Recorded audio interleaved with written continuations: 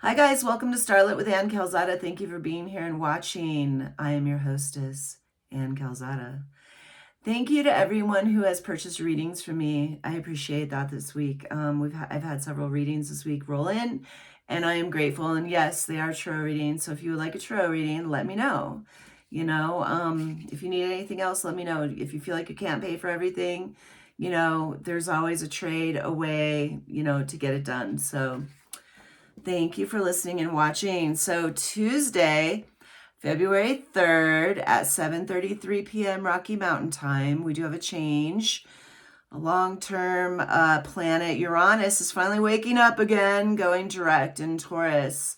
So Uranus direct in Taurus, after being retrograde, is an awakening. We always say to expect the unexpected with Uranus, and Taurus does rule the second house. And, actually Uranus will be leaving Taurus in April of 2026. So the spring, the change will happen.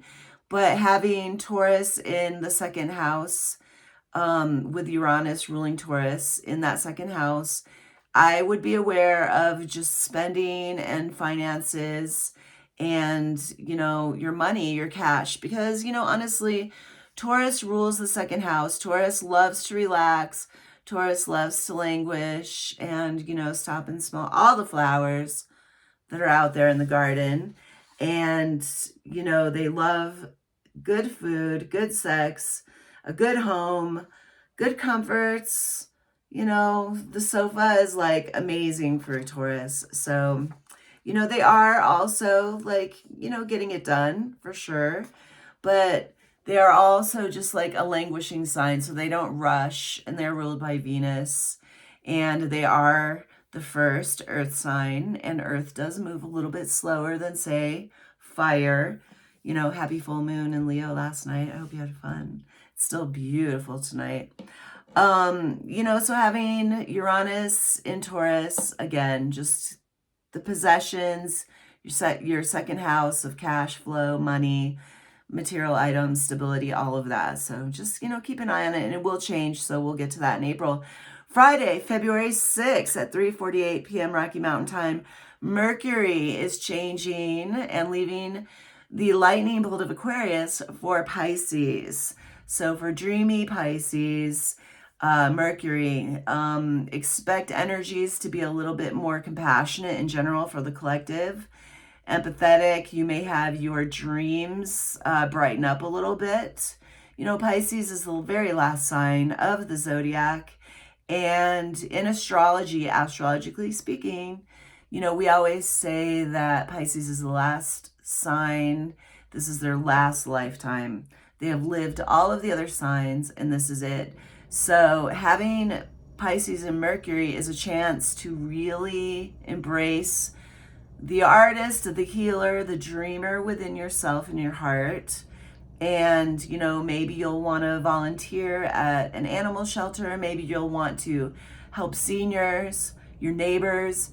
Maybe you'll want to start painting or doing something more creative and artistic.